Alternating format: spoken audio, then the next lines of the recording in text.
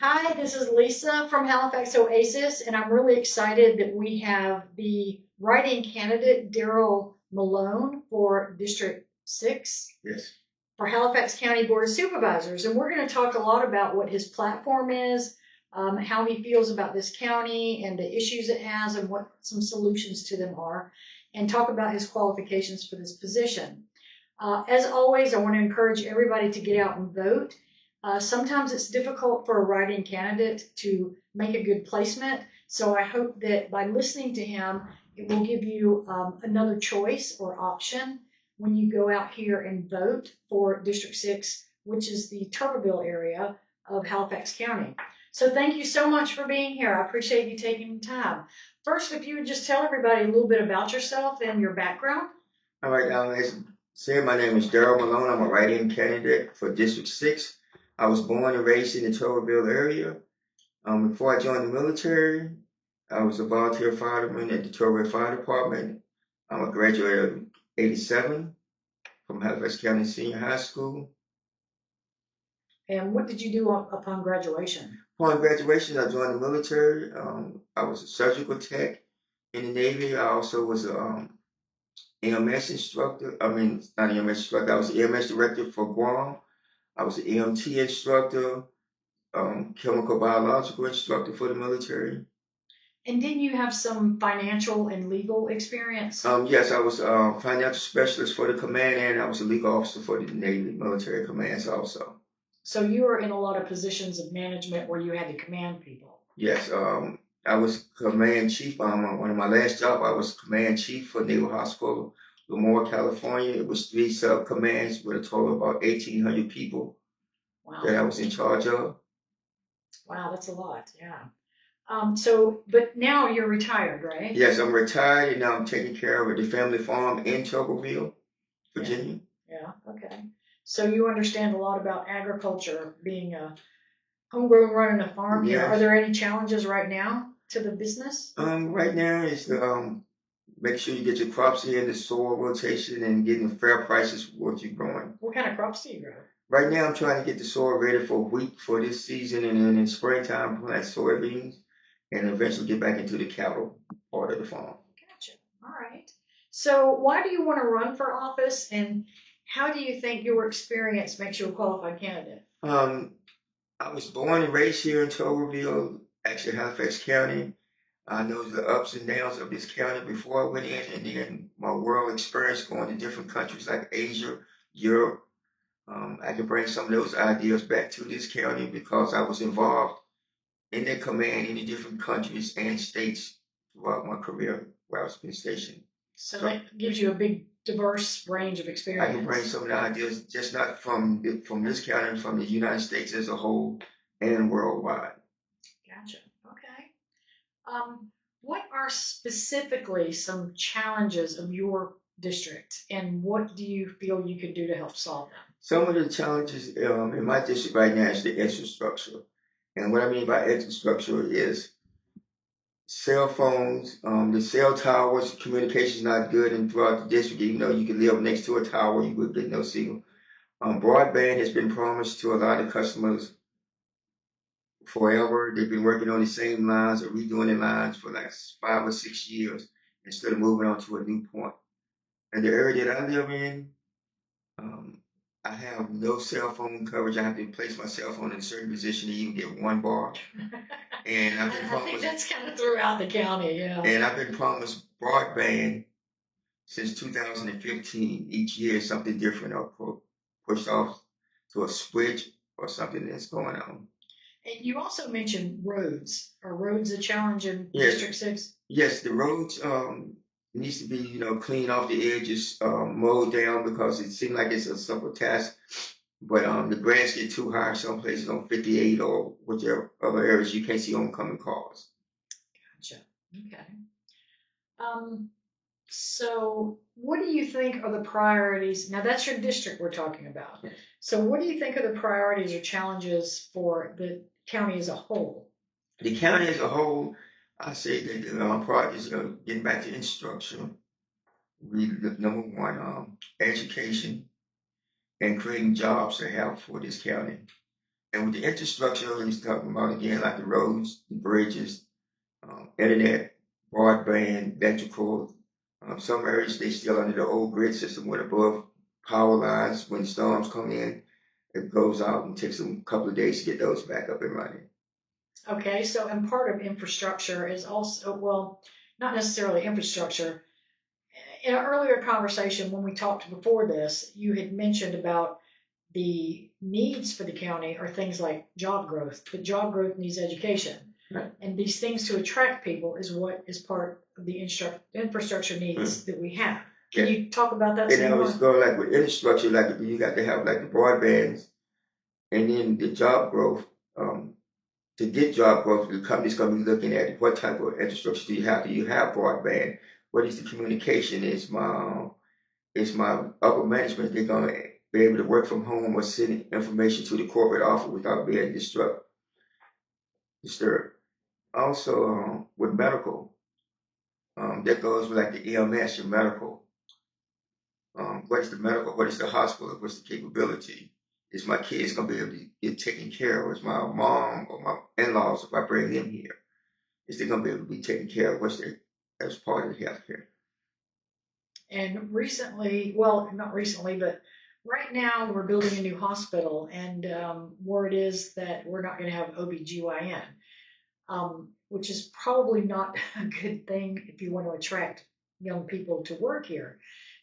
What are some ideas you might have about that situation? Some of the ideas is like the board of supervisors talk to the Centura board, find out if we can make this hospital a teaching hospital for OBGYN. Maybe if we do that, it's a teaching hospital, they can bring the OB-GYN doctors, and if it's a teaching hospital, they're gonna have to have birthing command boards and stuff. Yeah. Okay. Solar is another controversy in this county. Tell me your opinion on solar. Are you for it or against it, and why? With solar, I'm not really for it or against it either way. It's just that I have to get, more involved to find out exactly how it's affecting it. If it's land rights, if the person that owns the land is their right to put solar panel, or is it an environmental issue? The reason why we don't like solar panels, or Well, I think from talking to a lot of other people, one of the biggest complaints about it is that neighbors don't like the way it looks, and they worry if it's an environmental issue. if it's an environmental issue, we will have to get EPA, the environmental people involved. If it's a issue where look, maybe we can plant trees or hedges or something around it, or put a nice looking fence or something around it. Halifax County has one of the most strict regulated for solar production, so some of those things are in place that you're mentioning. Yeah, yeah. But what do you think this county can do to improve revenue? Yeah, we got solar farms. We talked about data centers. You think data centers might be a good idea? It's data centers. That's one of the things, but also to improve it, we need to have a committee that really gets involved in getting jobs here. And it's going back to the infrastructure, like what are we doing to go out and talk to these companies, is I think it's called IDA. The Industrial Development Authority. Yeah. That's their job, is to attract businesses here. All right, what are they really attracting? Like how are they finding the jobs? And then when they finding it, how are we talking to these companies? Are we pushing them away? Are we willing to meet what they say? But a lot of these companies is going to want, like I said earlier, what's the education, what's the medical, and what's the infrastructure for coming here? Because Hitachi's bringing they're about to have another 800 and something jobs here. But if the 800 jobs that's coming here, are the people actually trained and educated, well. So workforce development. Also, where are they going to live? Right. Do we have appropriate housing for 1,000 more people here? The housing authority, where they're going to stay at, how we're going to develop it. And if we do develop it, is it going to go to the local contractors, or we're going to bid the bids out of state? I know we can't show favoritism, but at least give our local contractors and our local people the first option that we get these housing going. Yeah, that's a good thought. Okay, great, thank you. The current board has had a lot of controversies over the last few months. It has to do with very high salaries for some people. It has to do with giving themselves raises. It has to do with hiring practices, not going through appropriate avenues, vote changes, things like that, staffing changes. How do you feel about these controversies? What comment can you make about all the controversies of the current board? The controversy with the current board, if I get elected, I will go in, and if it's not by law, I would address it right then and there. Because controversy, it could be if they're doing it legal or they're doing it illegal. I don't know until I get there and see what's going on. Right. So that leads right into the transparency issue, because a big complaint of the constituents of the county is that this board is not transparent. They don't tell everybody what's going on, or that they're not following processes correctly. So you're saying you would go in and research to try and see what's going on, basically, but you're familiar that they have a bylaws and policy handbook.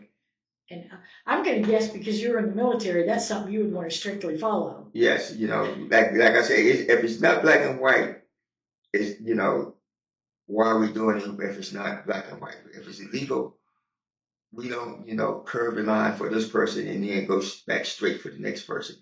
We just go straight by the line, and somebody question you, hey, this is the bylaws, we follow the bylaws. Can you tell me about a time that you were in the military and there was something in the gray area, so to speak, that you had to deal with? It was, let's see, once when I was in the military, they had this rule that I was applying for, and they wanted to give it to another person that was not qualified, but they wanted to make it qualified. So I researched and found the Navy policies from the CNO of the Navy, and I rewrote the instructions to fit my policy. Not to fit it because I wanted the job, I fit it because it affected everybody else behind me, that they was creating the rules to fit at their time, how they wanted to go. And I made created the policy that goes strict about what the Navy said it should be and presented. Excellent. And it was accepted? It was accepted, it went through Navy Regional that way. Policy. Okay. So they've recently said that they would start having live streaming available. And of course, citizens of the county can come and speak at board meetings. What other ideas do you have for communicating with people in the county? If I was elected, I would have at least a quarterly meeting with my constituents, either at the Cluster Spring Royalton Club, the Torrey Royalton Club, invite everybody to come there with their concerns. Drive around throughout there. If you see in the yard, if you see me, stop, talk to me. I want to make sure that you know who I am. If you see me in the Food Lion or gas station, we can have a one-on-one conversation.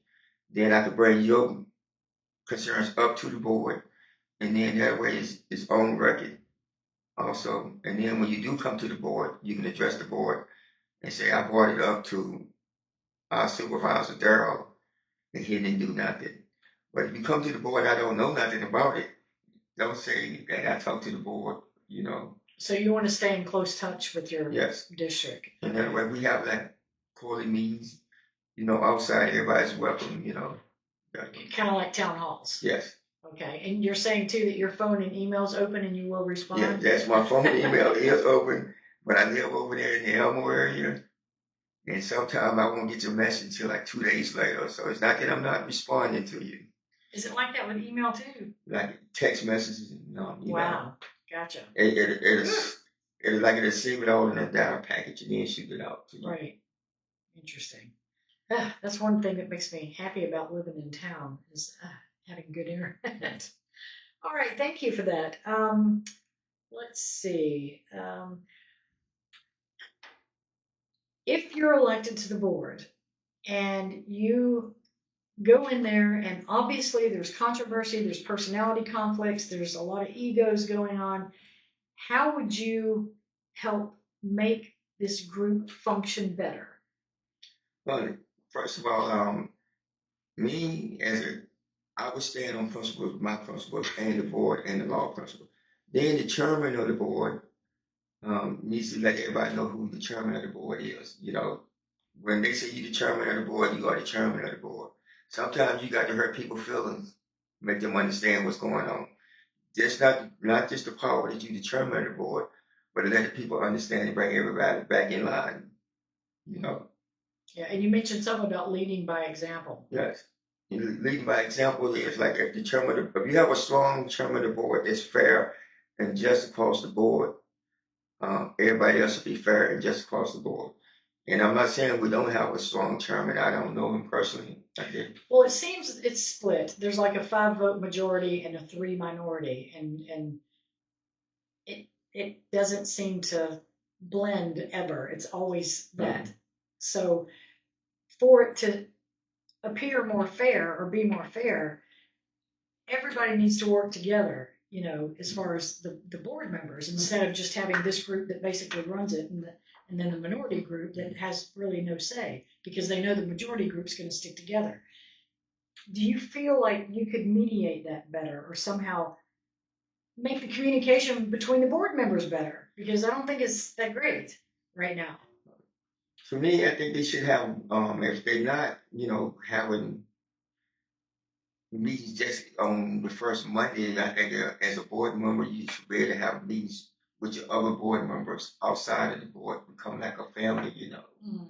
and understand like, hey, I know this is for my district. I'm fighting for this district. It's not fighting for your independent vote. We need to fight together for Halifax County as a whole. Yeah, but that's another thing where some rules will come in. If you have more than X amount of members, it's got to be a public meeting, and Right. then there's rules for closed sessions and all that stuff. But that's all in that bylaw book I haven't read yet. All right, let's see. So, what are some of the most important groups to work with in this county? I think some of the most important groups to work in this county would probably be like the Board of Education. Like I said, we need to make sure that our high school is not teaching old things, bringing them up to standard what's going on in the United States. And that way we can improve the job growth because that's another thing they're going to want to look at. Every time a job growth, what is we have for education for this county? Mm. And just not the Board of Education, we need to work with the community colleges and the colleges in this area also to help teach. Yeah. And then like the infrastructure, again, that's a big one. Not just because I'm having a problem, but we want to have good companies coming in here. They're going to want to know what the infrastructure is. And that includes the broadband, your EMS service, your medical service also. So, okay, so you said the school board. Are there some other groups that the board needs to work with? The law enforcement board also. Okay.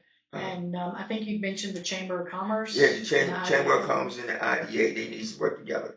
And I'm not saying we don't have a board for this, but to me, I think either the vice chairman or the chairman of the board of supervisors needs to sit down and have like the chief of police, the sheriff, Chamber of Commerce, IDA. They have their own meeting and see what, once a quarter, by year, twice a year, sit down and see what we need to change in this county to improve it. Mm-hmm. They have a strategic planning committee that's supposed to kind of oversee some of that, but I think there's some conflict going on. But speaking of groups, that brings me to about these committee meetings. I've done a lot of research myself, and we have about, I think it's 20 committees of the Board of Supervisors that don't meet and don't make reports to the board. I've been to one committee meeting, and that was last week, but when you've got 20. For example, the meeting I went to was talking about Edmonds Park, but it wasn't the recreation committee. There's a separate recreation committee, but they haven't been meeting or having any reports to the board. How can you motivate all these committees to be more active? If you're on a committee, you should have a report coming either open or submit a written report so it can go on to the board supervisor agenda so the public law and record that you met and who was there. Yeah. Okay. All right. Well, is there anything else you want to say to the voters? This is your chance. All right. Like I said again, my name is Daryl Malone. Believe it or not, I can bring a lot of wealth to this county and to this board. And I think I can bring stability to the board if elected. All right, great. Thank you. Once again, don't forget, get out there and vote. November 4th will be here before you know it. There's curbside voting. You just call a phone number, look on our website, halifaxoasis.com, and it will give you a number to call, and you don't even have to get out of your car. Now remember that Mr. Malone is running as a write-in candidate. So there's a place on your ballot that has a blank spot, and I think you said you had some flyers going Yes, on? I have some flyers, so look for them in your mailbox. That I will be putting them in your mailbox so you can actually see exactly how to do it.